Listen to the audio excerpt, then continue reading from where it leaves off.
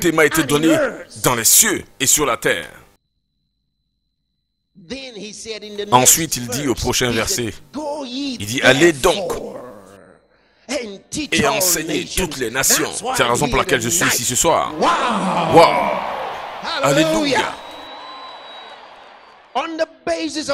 Sur la base de cette autorité de Jésus, celui qui a l'autorité souveraine dans les cieux et sur la terre, pas une partie de l'autorité dans les cieux, mais toute l'autorité. Pas une partie de l'autorité sur la terre, mais toute l'autorité. Écoutez-moi, peuple de Dieu, nous devons être plus audacieux et plus courageux au sujet de Jésus. Vous avez entendu ce que j'ai dit? Nous ne servons pas ou n'adorons pas quelques dieux morts. Nous parlons de celui qui est ressuscité des morts, déclaré pour être le Fils de Dieu avec puissance. Il est vivant aujourd'hui et il a toute l'autorité dans les cieux et sur la terre. Et je suis fier de lui. Alléluia. Est-ce que vous êtes fier de Jésus? N'ayez jamais honte de lui. Peu importe ce qui arrive, n'ayez jamais honte de lui. Jamais. Jamais.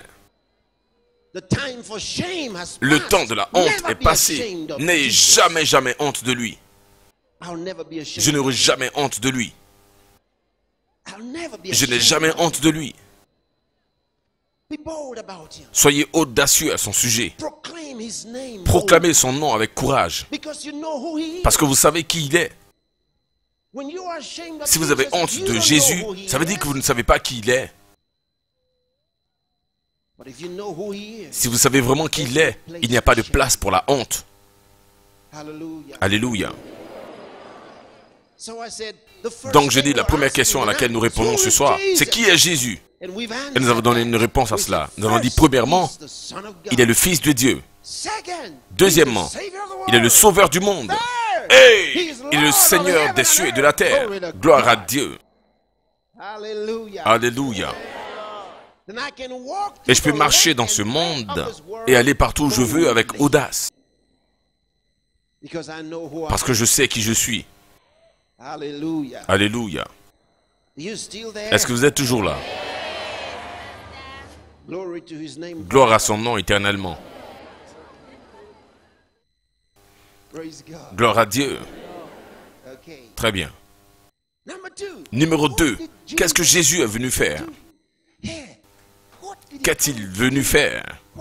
Qu'est-ce que Jésus est venu faire? Vous savez, nous avons tellement entendu parler de Jésus.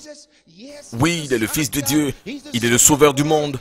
Il a toute autorité dans les cieux et sur la terre. Très bien, mais qu'est-ce qu'il est venu faire? Quelle exactement est la mission de Jésus sur la terre? Qu'est-ce qu'il est venu faire?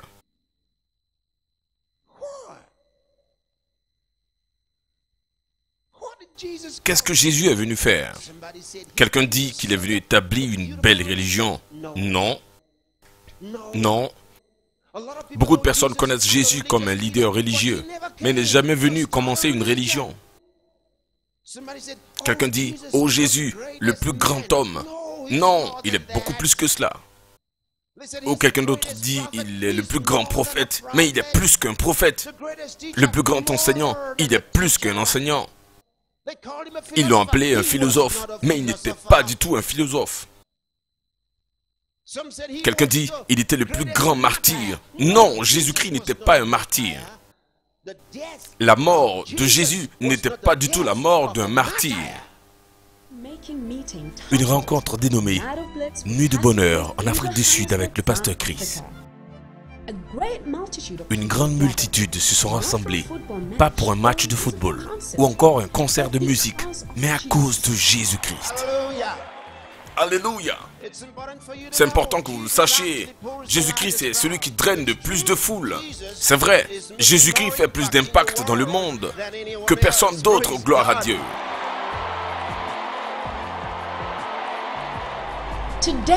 Aujourd'hui, vous avez l'opportunité de participer à ce glorieux enseignement de cette rencontre.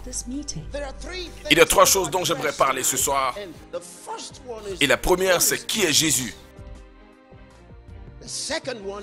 La deuxième, c'est qu'est-ce que Jésus est venu faire?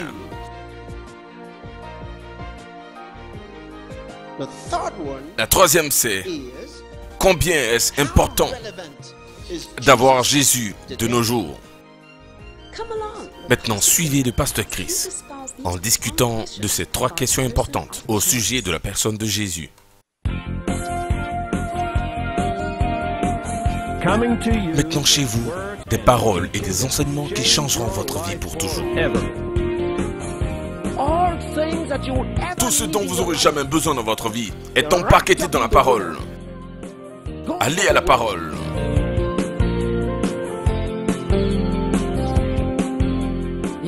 Vous avez besoin de comprendre ceci.